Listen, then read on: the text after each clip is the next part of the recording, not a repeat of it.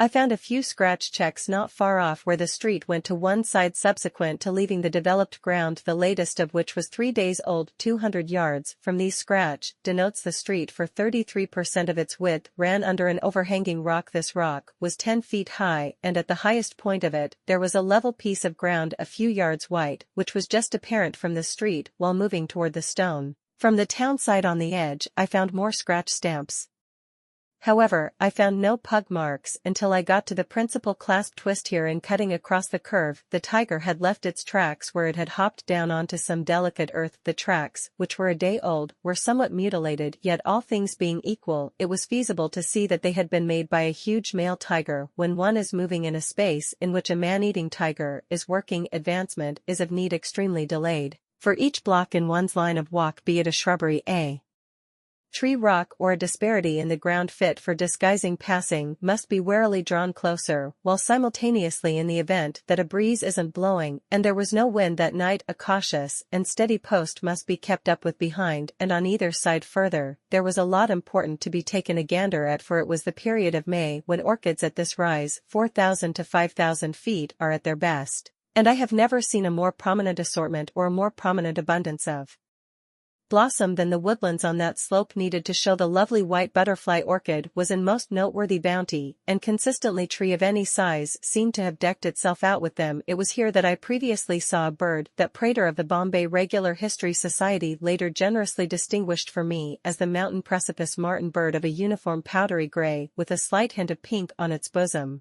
and in size somewhat more modest than a ruddy hassel. These birds had their broods with them, and keeping in mind that the youthful ones 4 to a brood sat in succession on a dry twig at the highest point of a high tree, the parent birds continued to shoot away frequently to a distance of a few hundred yards to get bugs. The speed at which they flew was astonishing, and I'm very certain there isn't anything in feathers in North India, not barring our colder time of year, guessed the extraordinary Tibetan swallow, that these martins couldn't make rings round something else. About these birds that was exceptionally fascinating was their brilliant vision on events. They would fly in a dead straight line for a few hundred yards prior to turning and returning. It was unrealistic at the speed they were going that they were pursuing bugs on these long flights, and as after each flight the bird perpetually pushed some moment object into one of the vast mouths, I accept they had the option to see bugs at a reach at which they could never have been noticeable to the natural eye. Through the most remarkable of all field classes, shielding my neck, paying special attention to tracks, getting a charge out of nature by and large, and paying attention to all the wilderness sounds. A sumbar a pretty far down the slope toward Mohan was advance notice. The Wilderness Society of the presence of a tiger and a cockard and a langur,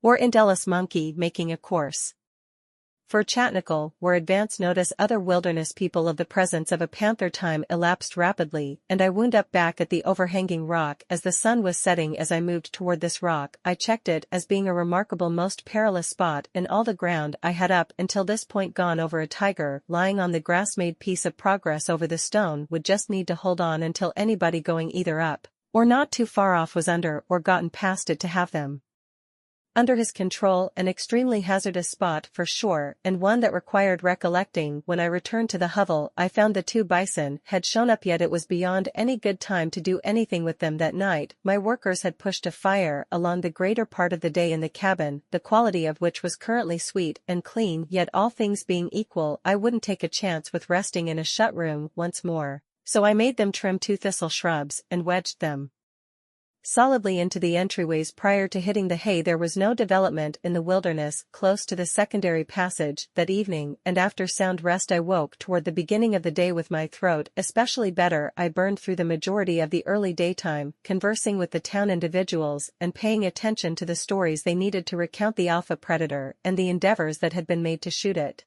and after lunch I tied up 1 bison on the little edge the tiger had crossed while diverting the lady, and the other at the clip twist where I had seen the pug marks.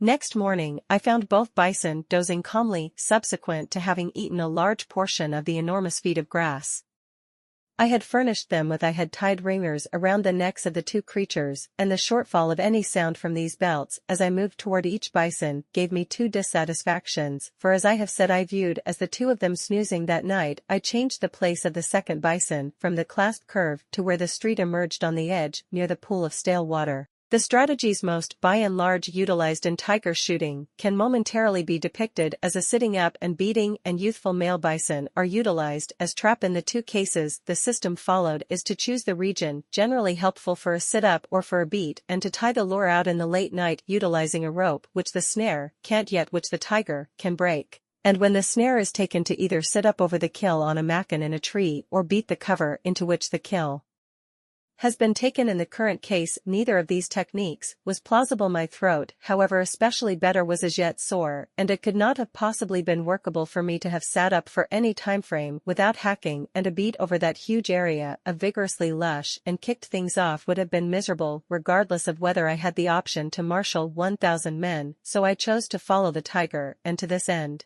painstakingly located my two bison and attached them to heavy saplings with 4 1-inch thick hemp ropes, and forgot about them in the wilderness for the entire 24 hours. I presently followed the bison thusly every morning when there was adequate light to shoot by, and again at night, for tigers, be they apex predators or not, kill as promptly in that frame of mind as they do around evening time in regions in which they are not upset, and during the day while I hung tight for news from remote towns, breast fed my throat and rested my 6 karwalis, took care of and watered the bison on the 4th night when I was returning at dusk in the wake of visiting the bison on the edge. As I came round the curve in the street 30 yards from the overhanging rock, I unexpectedly and interestingly, since my landing in Kirk Canola, felt I was at serious risk and that the peril that compromised me was on the stone before me. For 5 minutes I stood completely still with my eyes fixed on the upper edge of the stone, looking for development at that short reach. The gleam of an eyelid would have grabbed my attention, yet there was not even the little, and subsequent to proceeding 10 speeds, I again stood looking for a few minutes.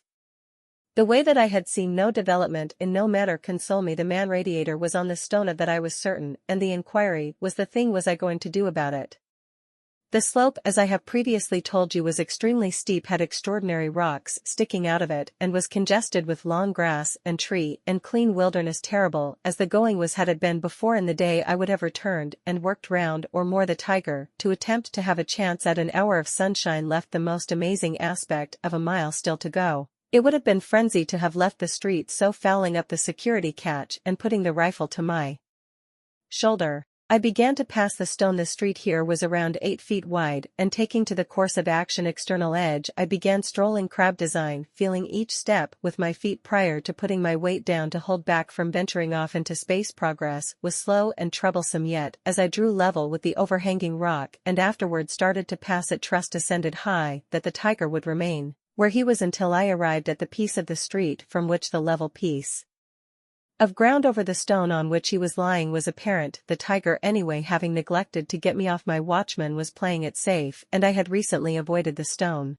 at the point when I heard a low mumbled snarl above me, and a little later a cocker went off yapping to one side, and afterward 2 rear summer began belling close to the peak of the 3-sided slope.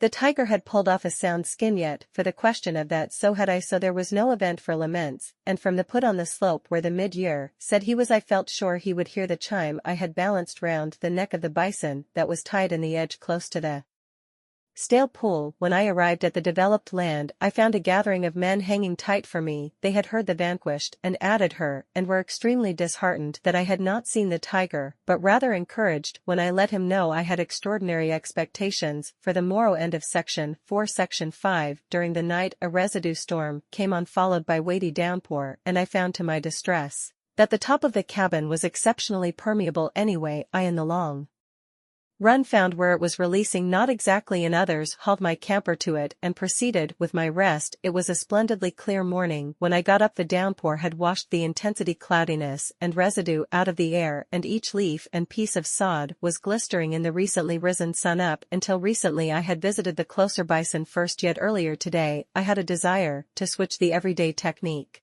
and subsequent to teaching my men to hold on until the sun was well up and afterward go to take care of and water the closer bison. I set off with high expectations down the Throw-Nacle Street, having first cleaned and oiled my 0.450 400 rifle, an extremely productive weapon and a decent and steadfast companion of numerous years, standing the overhanging rock that I passed with such difficulty the past night didn't give me a second's disquiet now, and in the wake of passing it, I began searching for tracks, for the downpour had relaxed the outer layer of the street. I didn't see anything anyway until I came to the clammy putout, and about which, as I have said before, was on the close to side of the edge and near the pool where the bison was tied. Here in the delicate earth I found the pug signs of the tiger made before the tempest had come on, and heading down the path of the edge near this spot, there is a stone around 3 feet high on the cut roadside on the past events that I had followed not too far off. I had found that by remaining on this rock I could investigate a protuberance in the street and see the bison where it was tied 40 yards away. When I presently moved on to the stone and gradually raised my head, I observed that the bison was absent.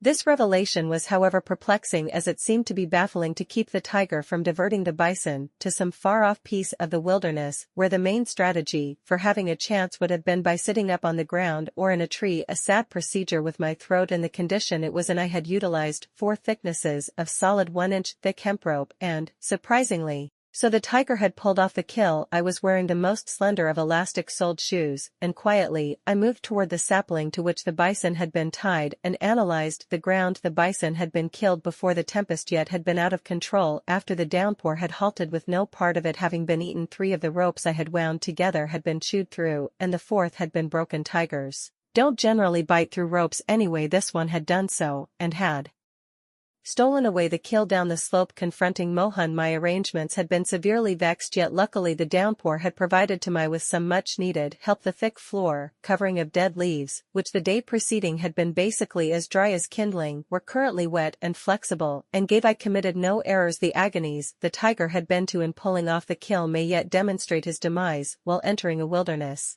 where fast shooting could at any second become fundamental. I never feel content until I have consoled myself that my rifle is stacked to pull a trigger in a crisis and wake up in the cheerful hunting grounds or somewhere else. In light of the fact that one had precluded to stack a weapon would be one of those demonstrations of remissness for which no reason could be found. So however, I realized I had stacked my rifle before I came to the overhanging rock. I currently opened it and extricated the cartridges. I transformed one that was stained and scratched, and subsequent to moving the well-being get up to speed and down a few times to ensure it was working flawlessly. I have never carted a positioned weapon. I set away to follow the drag. This word drag, when it is utilized to portray the imprint left on the ground by a tiger when it is moving, its expertise starting with one spot then on to the next, is deceiving for a tiger while taking its ability any distance. I have seen a tiger convey a completely mature cow for 4 miles. Doesn't drag. It conveys it, and assuming that the kill is excessively weighty to be conveyed, it is left. The drag is unmistakable or pretended by the size of the creature that is being conveyed and how it is being held. For example, expecting the kill is a mid-year and the tiger is holding it by the neck, the rump will trail on the ground leaving a particular drag blemish. Then again, assuming that the late spring is being held by the center of the back, there might be a fake to drag imprint, or there might be none.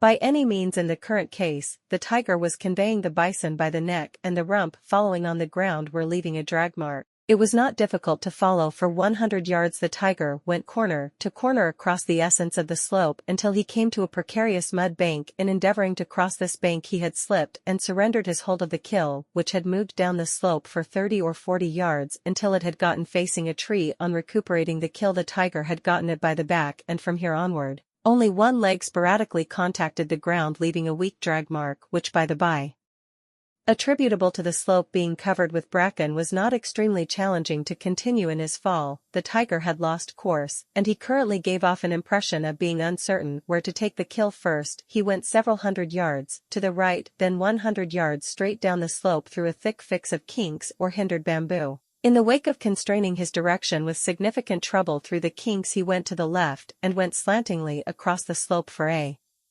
couple hundred yards until he came to an extraordinary stone, to the right of which he evaded. This rock was flush with the ground on the methodology side, and rising tenderly for 20 feet seemed to project out over an empty or dell of significant degree. Assuming there was a cavern or break under the projection, it would be a reasonable spot for the tiger to have taken his expertise to. So leaving the drag, I ventured onto the stone and pushed ahead leisurely, inspecting each yard of ground underneath.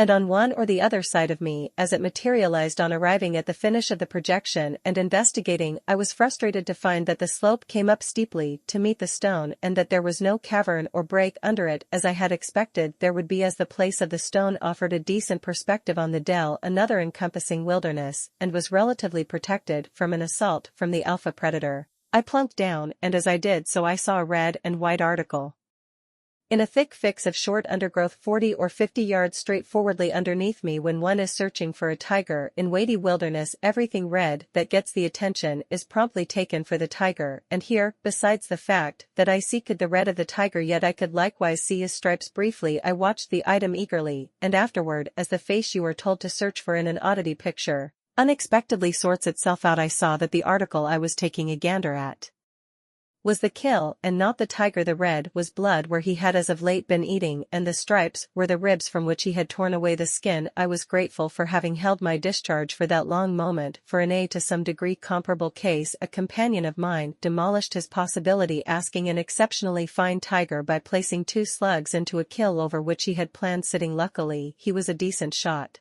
and the 2 men whom he had conveyed ahead of time to track down the kill and set up a mackin over it, and who were at the time he shot remaining close to the kill screened by a bramble, got away from injury. When a tiger that has not been upset forgets about its expertise in the open, it very well may be expected that he is lying very close within reach to monitor the kill from vultures and different scroungers, and the way that I was unable to see the tiger didn't imply that he was not lying someplace nearby. In the thick undergrowth, tigers are pained by flies and don't lie long in one position, so I chose to remain where I was and watch for development. Yet scarcely had I arrived at this choice when I felt a disturbance in my throat.